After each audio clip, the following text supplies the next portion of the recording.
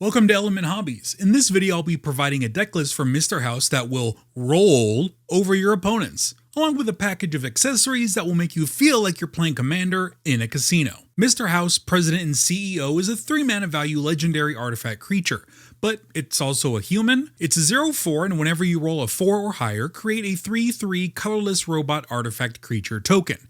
If you rolled a 6 or higher, instead create that robot token and a treasure token. For 4 generic mana, you can tap Mr. House and roll a 6-sided die, plus an additional 6-sided die for each mana from treasures that you spent to activate that ability.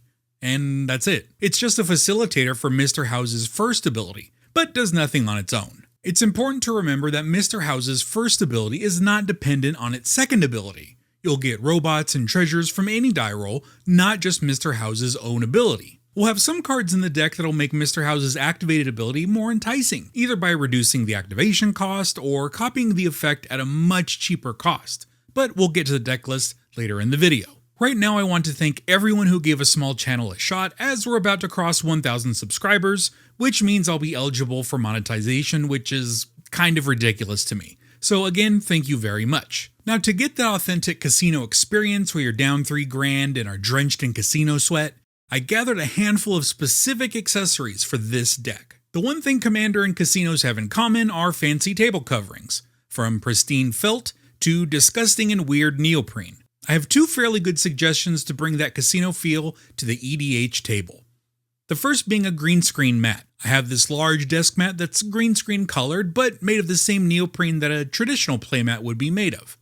It turns out that green chroma is basically the same color as casino table felt, but without the potential distractions of the casino markings, and it's generally what I would recommend for this type of situation. And I will have links in the description below to most of the things that I mention in this video. But if you want to get real fancy, I found this Fallout branded mat that's like a mini felt mat with the Topps casino layout from Fallout New Vegas. It's not exactly the size of a standard playmat, but it's pretty close and it's big enough to play on. The felt is surprisingly nice to play on, but the one big drawback is that it is pretty flimsy. So if you catch a corner of one of your sleeved cards, that can bunch up the mat. Since I'm going all out on the accessories for this deck, I'm just going to try and be more careful to avoid that. I don't think it'll be that hard. This deck will be rolling lots and lots of dice, so why not some official New Vegas dice? These are a set of 5 6-sided dice that came with the Fallout branded mat. They are big and square to look like traditional Las Vegas dice, but you could also get some traditional Vegas dice on Amazon. But these New Vegas ones came with the mat, so I'll stick with these. Now these are just 6-sided dice, but you will definitely need dice with larger values, so I would suggest just using a colored cleared dice. I have these red with white lettering dice that match pretty well with my New Vegas dice. If you want to go a bit extra, you can try to find some of the hard edge dice, try to get them to match your Vegas colored dice. I'll leave an Etsy link in the comments below with some of the ones that appeal to me, and they're totally not just knockoffs of Dispel dice. The primary win condition of this deck is to make lots of Securitron tokens, so you'll need lots of physical tokens to represent those on the game board. You could use the provided ones from the pre-con or even dry erase ones like I would probably normally use. Or you can get some of these blank playing cards. Like, these are real playing cards, they're official bicycle cards. They just happen to be blank, and they're generally intended for practicing card tricks. I mean, card illusions. Tricks are a thing whores do for money. Or candy. You can see I have a couple of food tokens already made, and they're drawn in the Vegas tradition of the buffet. And I've started my own Securitron army with my own renditions of Victor, the Yes Man, and the one with the cop face. I forget if that's an actual Securitron or if it's just a generic one or whatever. Mr. House performs better with treasures, so the deck will have some treasure creation and some synergy. But instead of using tokens for our treasures, we're going to use these poker chips. It's simple. 1 chip is 1 treasure token. These are kind of fancy, especially for a Commander deck accessory, but you can always buy some generic plastic ones at Walmart. I prefer having the chips all being the same numerical value to avoid confusion where I can. Also, if you want a good hand feel, I would recommend getting a 14-gram weight chip, as they are generally closer to the casino chip feel that I'm looking for. One side effect to having poker chips nearby is that if your table gets tired of you shuffling the cards in your hand, you can always fidget with these poker chips and annoy your table on a whole new level. I also have this plastic boulder in that casino green with matching Dragon Shield sleeves. And man, as much as I love boulders, these solid plastic ones feel like dog duty. Like, this one has obvious clipping and mold marks. It feels like something you could get on Amazon for like $5, but instead I bought this for 15 at my LGS. If it wasn't for the color match and me wanting all these fancy accessories, I would probably just throw this away. And that's my middle of the video reviewed for the Ultimate Guard Boulder Crap 100+.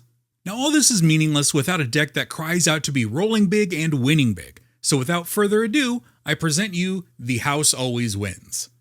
Which is a very clever nod to the old casino saying, and it's also a questline in Fallout New Vegas pertaining to Mr. House, so, it's very clever.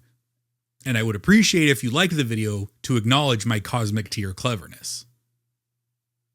We start the deck with House Enhancers, which I like to refer to as the cards that are primarily focused on making Mr. House's activated ability easier or more potent. Zerta the Dawnwaker, Automated Artificer, and Fabrication Foundry will all make it easier to use Mr. House's activated ability. Illusionist Bracers, Rings of Bright Hearth, and Lithiform Engine will copy Mr. House's activated ability, and it's important to note that if you spend treasures on the original ability, the copy will copy the end result of the extra dice being rolled.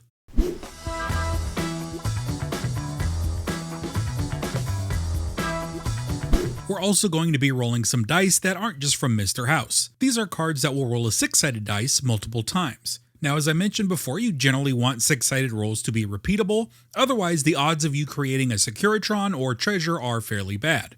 We'll start with Comet Stiller Pup, which is generally going to be a gamble and you can't really plan on what's going to happen, but hey, that's why we're here, right? Strength Testing Hammer will get you die roll on attacks, and that's fine. It could also get you a card draw here and there, which makes it very, very good. Maddening Hex can get you multiple d6 rolls around, and deal some significant damage. Celebrate 1000 will get you 2 d6 rolls at the start of each of your combats. Now make note that you don't need to actually be attacking with anything to get these rolls. You can make that choice after you see the results of those rolls.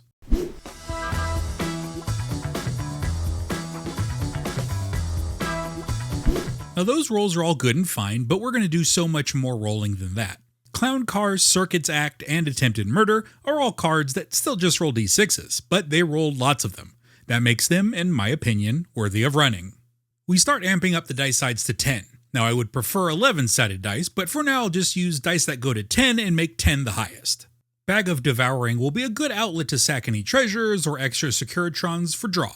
Then you can pop the second ability for a dice roll if you really need to, but otherwise you're not going to get much out of the second ability. Grave Endeavor will get you 2d10 rolls with some pretty big effects, though it is at a steep mana cost.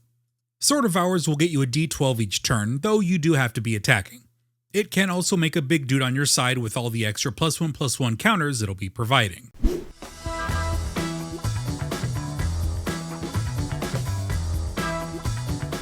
D10s and 12s are fine, but we all want to see those big naturals, and by that I mean natural 20s on our D20s. It's really important that we have a good supply of effects that will roll 20-sided dice. See, Mr. House seems to be the guy who only cares about D6s, but he actually cares about all dice. So if we roll a 20-sided die, we can roll absolutely terrible and still get the benefit from Mr. House, with a 4 or better happening like 17 out of 20 times, and a 6 or better happening 14 out of 20 times. That's just stonks, baby.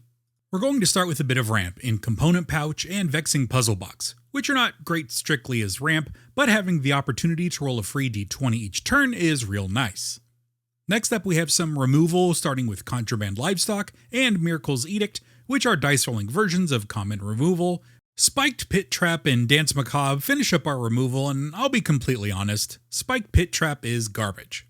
If I wasn't a glutton for punishment, I would run pretty much anything else, but I live for those moments where a bad card shines, so here I am, again, playing awful, awful cards. Next we have our creature suite, starting with Lightfoot Rogue and Chaos Dragon.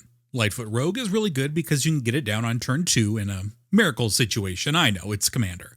But then you can attack with it, getting the d20 roll on the turn you cast Mr. House.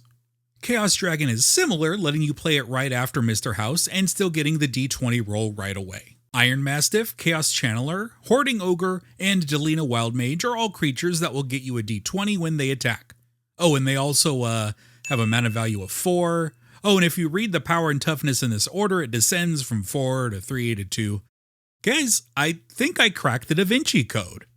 Herald of Hadar is a great way to get lots of d20 rolls, and you can even get multiple a turn, and you can join the table if you happen to have a Zerta out with this guy. Will's Reversal and Revivify will give you some protection by deflecting a spell, or returning your creatures to the battlefield after a wipe.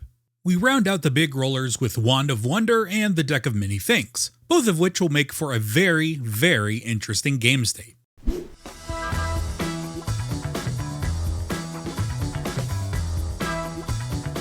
Since we are going to be rolling so many dice, we're going to want some cards that help out with our rolls, like Night Shift of the Living Dead, which will let you adjust the value by 1 at the cost of a life. Now odds are you won't be making too many zombies, but it is there. Brazen Dwarf will be a great way to deal lots of damage to the entire table. Barbarian Class and Will Blade of Frontiers will both let you roll extra dice. You won't count the extra dice for purposes of Mr. House, but you do get to ignore the lowest roll, and therefore your overall rolls are always higher.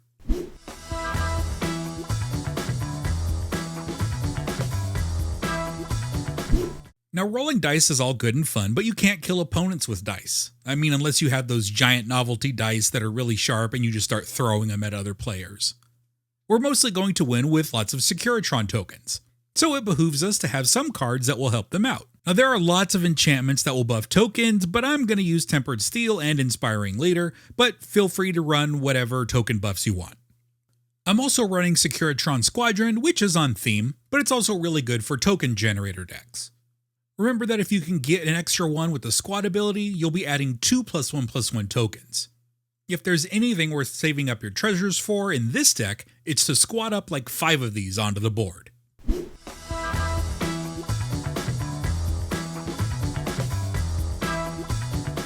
Speaking of treasures, let's work a bit with some treasure. Jan Jensen will let us sack a Securitron to make 2 treasures. Handy if your Securitrons are already going to die, or if you have a lot of dice synergies in play, and those 2 treasures can parlay into more than 1 Securitron through Mr. House. Lotho Corrupt Sheriff, on the other hand, doesn't really need to do anything. You just sit there and let the treasures roll in.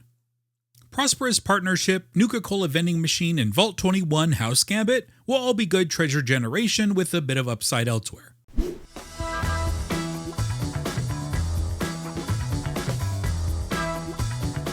To keep everything flowing, we've got some of the strongest sculpting cards in EDH, with these 4 mono white cards. Benny Brack Zoologist, Takazia's Welcome, and Loshio Clockwork Scholar are all terrific in token strategies. Trouble in Pairs is also a very good card with a wholly original piece of art. Now, this card is so good I'm concerned that it may lead to slower games, where instead of slowing it down like Rhystic Study or Smothering Tithe and you always have to ask about a trigger, this may just prevent people from wanting to push their board states forward. Now, I don't think this is a problem just yet, but it's something to consider. Painful Truths, Big Score, and Idol of Oblivion round out the sculpting package. You could swap out Painful Truths or Big Score for whatever you prefer. I just like Painful Truths, and I think Big Score kinda works for the theme of the deck.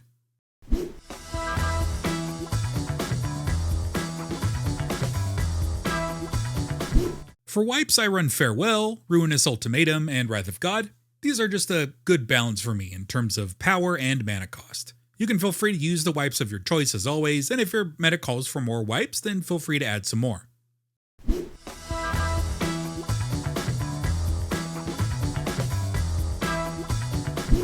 I run a simple ramp package, including the color-correct 3 appropriate signets and the 3 appropriate talismans.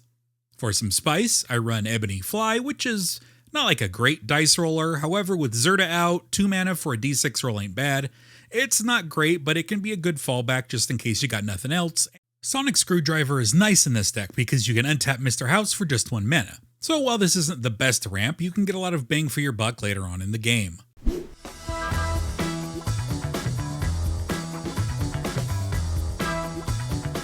I only run 3 utility lands, which include Castle Embereth, which is a nice little way to buff your Securitrons when they attack. Mines of Moria will turn your garbage into gold, or treasure more specifically. And Underdark Rift will give you another die roll and some temporary removal. I wanted to fit in Treasure Vault, but I'm leery of running too many non-mana lands since you ideally want a red, a black, and a white on turn 3 to cast your commander. But if you really want, I would probably end up removing a mountain and putting the Treasure Vault in.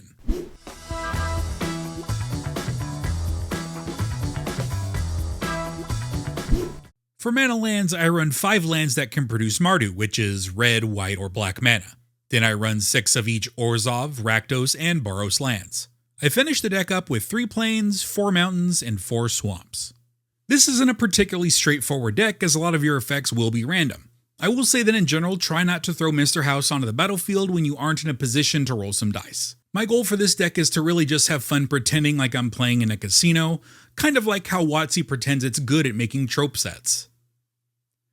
Thank you for watching Element Hobbies. If you want to help out the channel, watch another video like this Agent Frank Horrigan deck that proliferates a bunch of planeswalkers, or whatever this video is that YouTube recommends. Remember, if YouTube recommends it, you must like it. Otherwise, do all the liking, subscribing, and sharing, and I will see you around.